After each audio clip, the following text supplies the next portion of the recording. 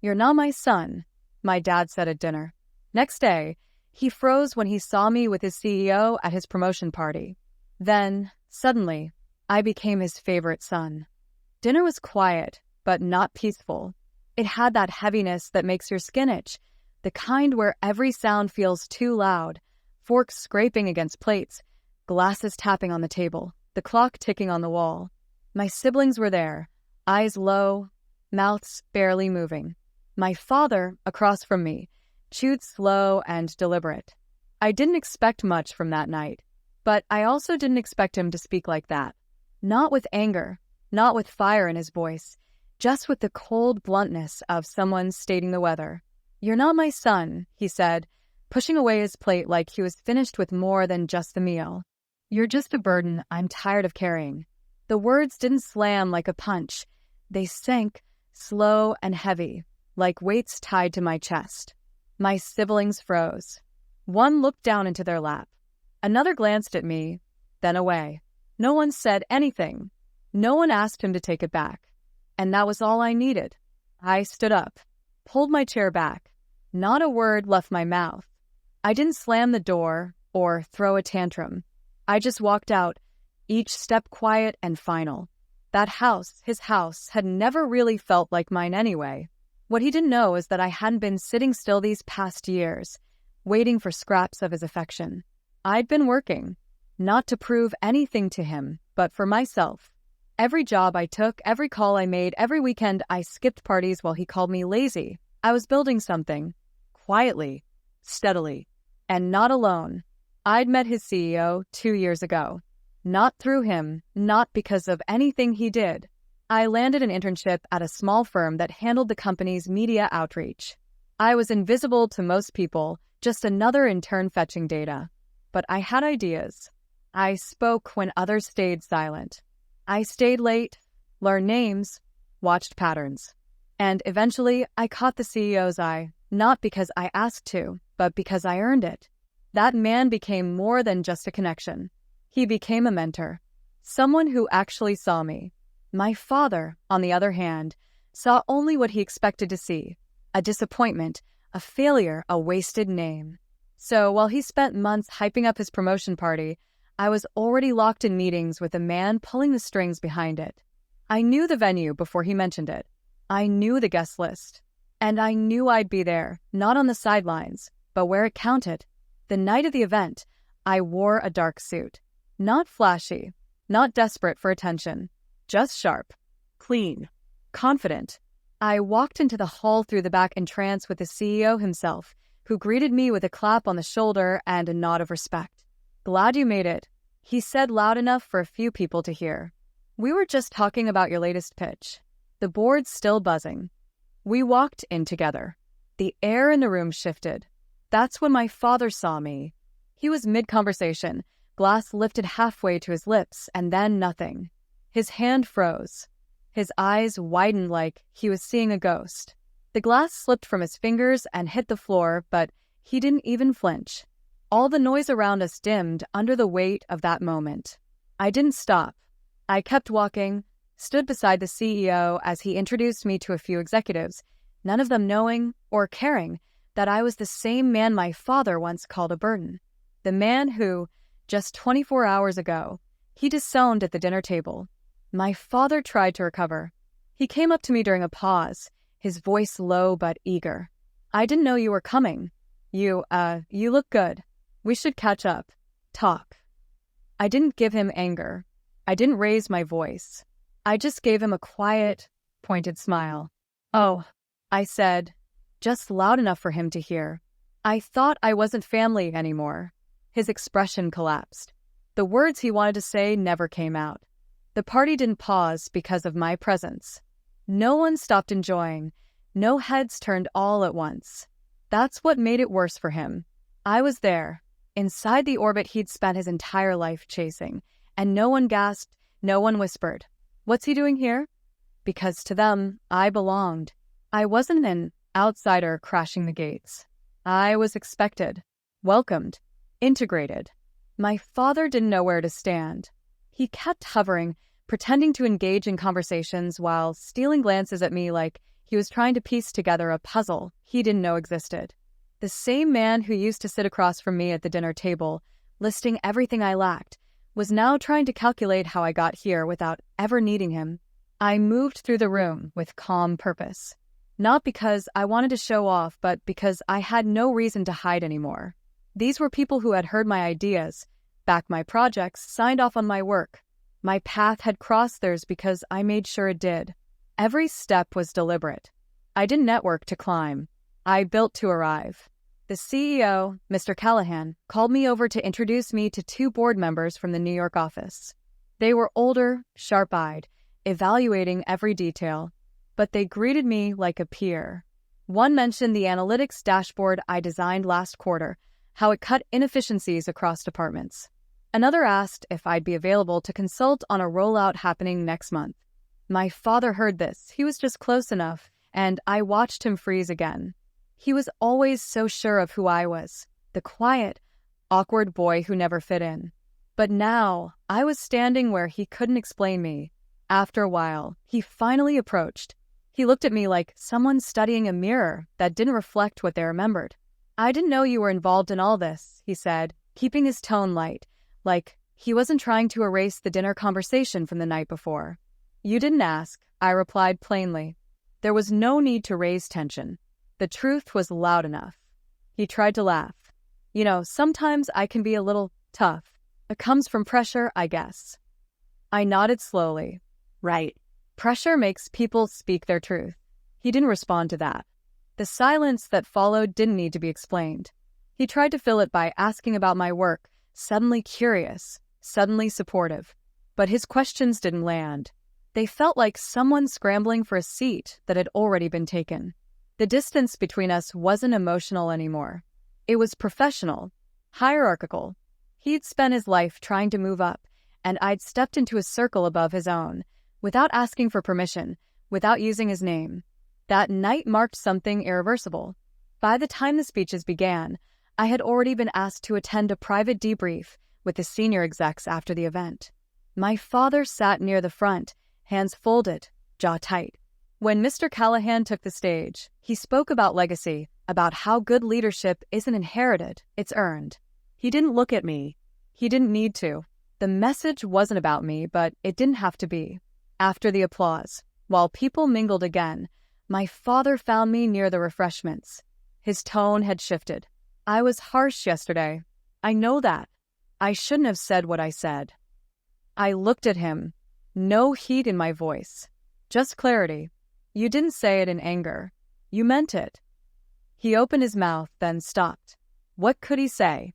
That he didn't mean it after saying it so plainly? That he wanted to take back something that revealed exactly how he saw me? "What do you want me to say?" he asked, hands at his sides.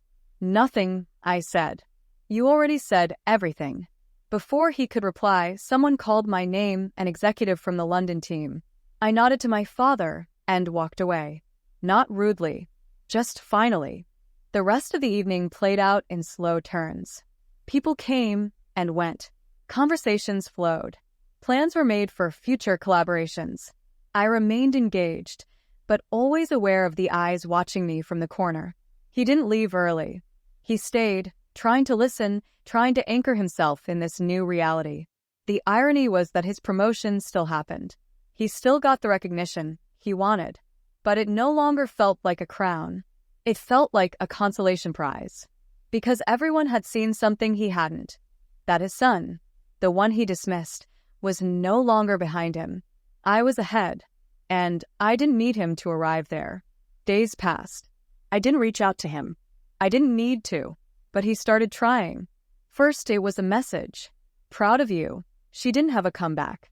Neither of us needed to spell it out. He hadn't changed. He'd just seen me change, and now he wanted to rewrite the narrative to include himself in the success. Weeks later, I was called in for a private meeting with Mr. Callahan and the board. They were expanding a new division, innovative tech, strategy-led partnerships, cross-branch development. They wanted me to lead it, not as a manager, as a partner. I didn't hesitate. When I signed the contract, I was told there would be an announcement the following Monday. My name would be added to the leadership tree. I'd be positioned just beneath the board, with full autonomy. And one more thing. The division I'd oversee would include departments my father reported to. I said nothing, just nodded. The announcement went out on a Monday morning. Within the hour, my father called. This time, I picked up. "I saw the release," he said, voice tight. "You're over my department now?" "I don't oversee you," I clarified. "I lead the division your role falls under. There's a difference." He was quiet for a moment. Then came the question he'd been holding in. "Did you plan this?" No, Ian Sweat. "I earned it. I didn't know you were aiming for this." "You never asked what I was aiming for." He fell silent again. This time, there was no fake warmth, no forced laughter, just realization. After a pause, he said, "Congratulations. You earned it." "Thanks," I replied. "And you were right, by the way." "About what?" "That I wasn't your son," I said, calm as ever. "Not the version you wanted, anyway." I ended the call there. The promotion made headlines in the internal network. My name wasn't tucked into the middle of a memo. It was the headline. A featured article, full announcement, photo beside Mr. Callahan. They listed every accomplishment I had contributed, not just to our division, but to the company's broader vision. The feedback from across departments poured in. Dozens of messages from people I barely remembered, old coworkers, college classmates, even former professors. Not one of them mentioned my father. They congratulated me. For me, the following week, I was scheduled to fly to Chicago to lead an integration meeting between 4 branches. It was my first executive-level rollout. I was calm, ready, focused. What I didn't expect was what happened the night before my flight. There was a knock at the door. Not loud, just steady. I checked the time. 8:42 p.m. I wasn't expecting anyone. When I opened it, he stood there. He didn't look dressed for a visit. No tie, no brieftasy. Just a windbreaker and slacks, hands loose at his sides.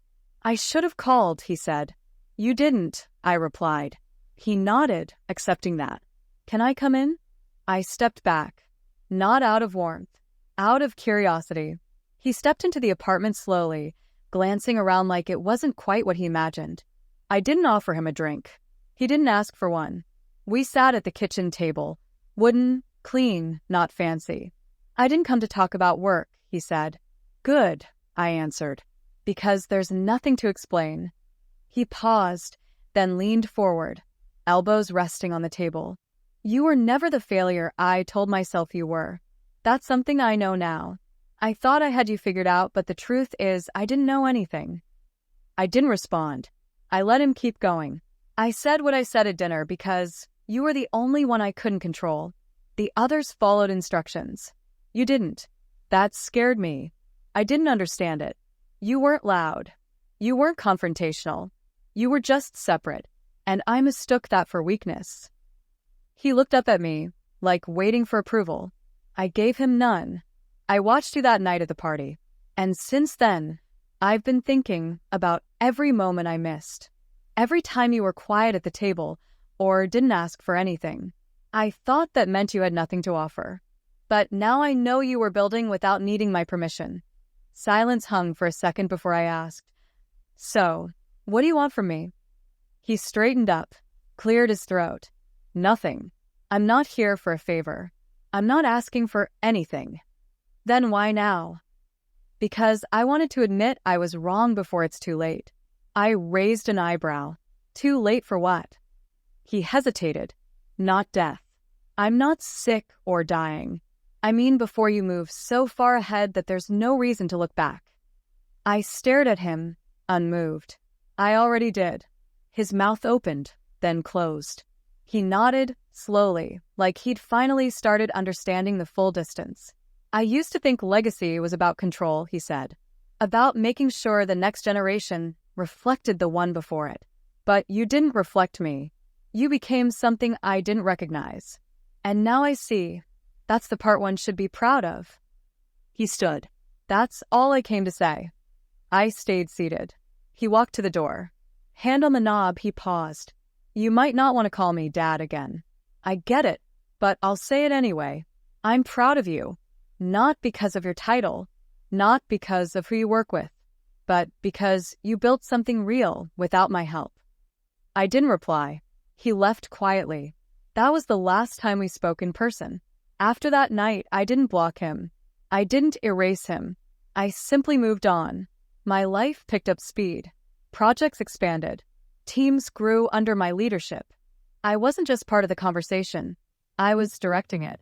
My last name no longer echoed because of him. It stood on its own. At the next company summit, I was asked to give the closing keynote. Not about strategy. Not about numbers. They asked me to speak about growth. I stood on stage. Lights on me. Room full of people I once would have felt invisible among. I was told once that I was a burden. I said at the end. That I didn't belong. What I've learned is that some people only understand value when they see results.